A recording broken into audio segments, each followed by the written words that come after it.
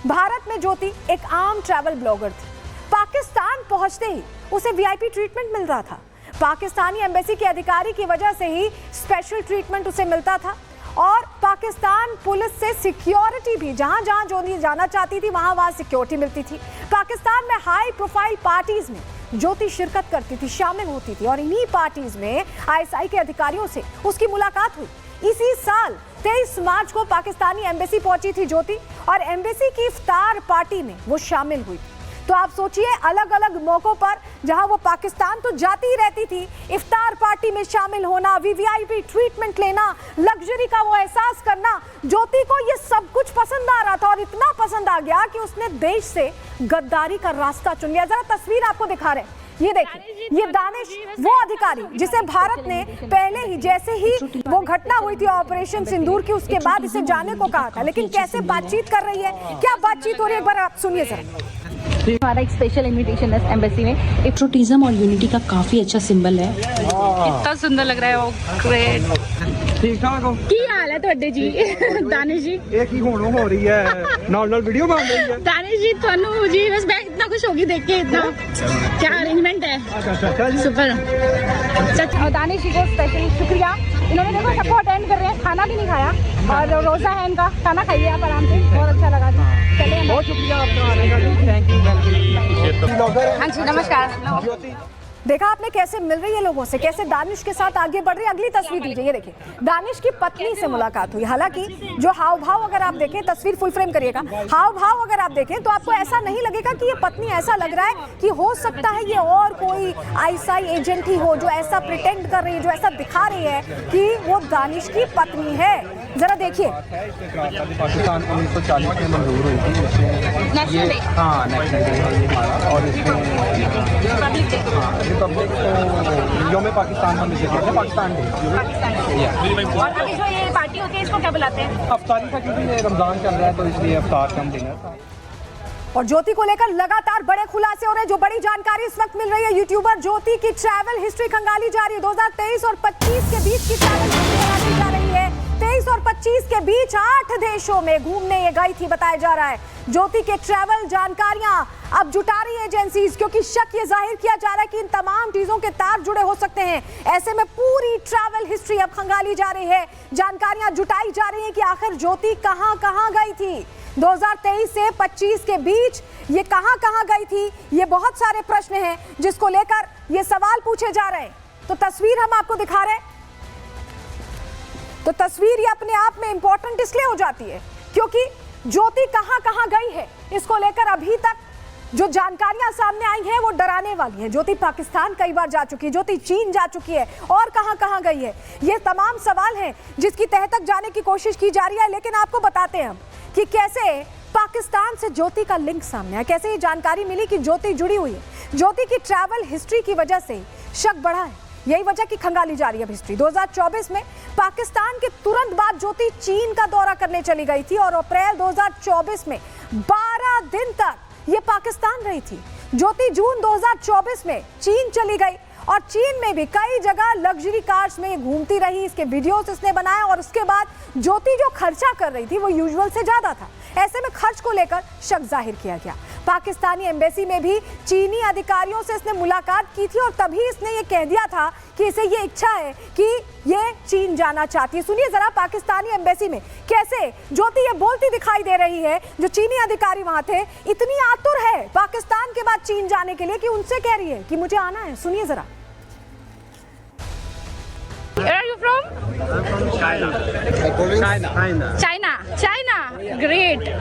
I want to visit China. Beijing. Give me visa. What's the come to Seoul, Korea? I'll apply this time for Chinese visa and please allow me. You are Indian? Yes, I'm from here, Delhi. अब ज्योति की जो बहुत सारी तस्वीरें सामने आ रही हैं वो शक की सुई उस पर ला चुकी हैं और जांच का दायरा बढ़ गया है। अब यह समझने की कोशिश की जा रही है कि आखिर ज्योति ने वो कौन कौन सी जानकारियां हैं जो भारत के लिए क्रूशियल थी और पाकिस्तान को दी हैं। जरा रिपोर्ट इसी से जुड़ी आपको दिखा रहे हैं।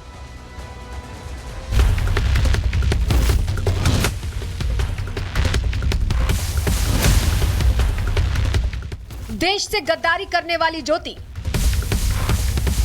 3 बार पाकिस्तान जाने वाली ज्योति,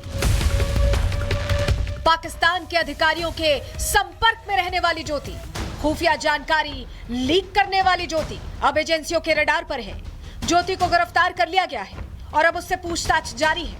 लेकिन सवाल है कि आखिर ज्योति कब से पाकिस्तान के लिए जासूसी कर रही थी, कैसे पाकिस्तान के अधिकारियों के संपर्क में आई, क्या क्या जानकारी ज्योति ने पाकिस्तान की खुफिया एजेंसियों को पहुंचाई। इन्हीं सवालों के बीच ज्योति की कई पुरानी तस्वीरें भी सामने आ रही हैं, जो बता रही हैं कि कैसे ज्योति ने देश से गद्दारी की और पाकिस्तान के लिए काम करती रही। सबसे पहले इस वीडियो को देखिए, जिसमें एक गुंबद दिख रहा है और उस गुंबद पर लगा है पाकिस्तान का झंडा। ये उसी पाकिस्तान का झंडा है जो आतंकियों को पालता पोसता है, आतंक की रहनुमाई करता है। अब इस वीडियो में दिख रहे इस शख्स को देखिए, जो पाकिस्तानी दूतावास में अधिकारी है। इसका नाम है दानिश और यही वो पाकिस्तानी एजेंट है जो भारत की जासूसी कर रहा था, जिसे तुरंत भारत छोड़ने का आदेश दे दिया गया था। और इस दानिश से संपर्क में थी यूट्यूबर ज्योति मल्होत्रा। इन तस्वीरों से साफ है कि ज्योति मल्होत्रा दानिश को पहले से जानती है, पाकिस्तानी एजेंट के लिए काम करती है। और इसी की झलक तब भी देखने को मिली जब ज्योति मल्होत्रा ने एक वीडियो अपलोड किया जो कि पाकिस्तान का था। वीडियो को गौर से देखेंगे तो पता चलेगा कि पाकिस्तान के बाजार में ज्योति घूम रही है, लेकिन इसके चारों तरफ पाकिस्तानी पुलिस और सेना का घेरा है। एक नहीं, कई जवान ज्योति के साथ बाजार में घूम रहे हैं, जो बताता है कि ज्योति केवल दानिश ही नहीं बल्कि पाकिस्तानी सेना के बड़े अधिकारियों के भी संपर्क में थी।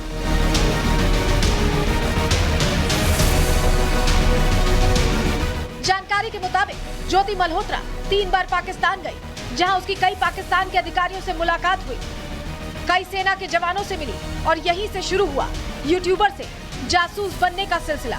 सबसे पहले इन 2 तस्वीरों को देखिए, जब ज्योति अटारी वाघा बॉर्डर से पाकिस्तान में दाखिल हुई। पाकिस्तानी सेना और जवानी ने ज्योति के जासूसी वाले लिंक ने इस यूट्यूबर को धीरे धीरे पाकिस्तान के बड़े राजनेताओं तक भी पहुंचा दिया था। 28 अप्रैल 2024 को अपलोड हुए इस वीडियो में देखा जा सकता है कि कैसे ज्योति मल्होत्रा पाकिस्तान के पंजाब प्रांत की मुख्यमंत्री मरियम नवाज के साथ नजर आ रही है। मैं बिल्कुल ठीक, ਤੁਸੀਂ कैसे हो? मैं बहुत ਵਧੀਆ ਤੇ ਸਰ ਨੂੰ ਮੈਂ ਉਸ ਦਿਨ ਮਿਲੀ ਸੀ, ਬਹੁਤ ਚੰਗਾ ਲੱਗਿਆ। ਜਿਹੜੇ ਤੁਸੀਂ ਇੱਥੇ ਅਰੇਂਜਮੈਂਟ ਕੀਤੇ ਹੋਏ ਹੈ ਸਾਡੇ ਲਈ ਉਹ ਕਾਬਿਲੇ ਤਾਰੀਫ ਹੈ। ਤੇ ਤੁਸੀਂ ਕੁਝ ਕਹਿਣਾ ਚਾਹੋਗੇ ਹਿੰਦੁਸਤਾਨ ਦੀ ਆਵਾਮ ਨੂੰ? ਮੈਂ ਤੇ ਤਨ ਸਭ ਨੂੰ ਜੀ ਆਇਆਂ ਨੂੰ ਕਹਿਣਾ ਚਾਹੁੰਦੀ ਹਾਂ, ਤੁਹਾਨੂੰ ਵਿਸਾਖੀ ਦੀ ਬਹੁਤ-ਬਹੁਤ ਮੁਬਾਰਕਬਾਦ। पाकिस्तानी एजेंट्स और अधिकारियों से ज्योति के रिश्तों पर से पर्दा तो उठ गया, लेकिन जांच में ये भी सामने आया है कि पहलगाम में हुए हमले से 2 महीने पहले तक ज्योति जम्मू कश्मीर में थी।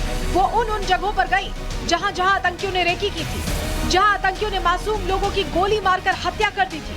दिसंबर 2024 और जनवरी 2025 को ज्योति के YouTube चैनल पर अपलोड हुए वीडियो इस बात की गवाही दे रहे हैं कि कैसे ज्योति ने अपने ब्लॉग के जरिए आतंकियों की मदद की।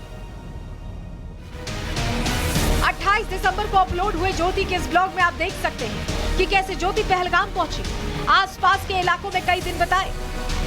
मतलब साफ है कि ज्योति पाकिस्तान के लिए लगातार जासूसी का काम करती रही। ज्योति की इसी पहलगाम यात्रा के 2 महीने बाद आतंकियों ने भारत को दहलाने की साजिश रची थी।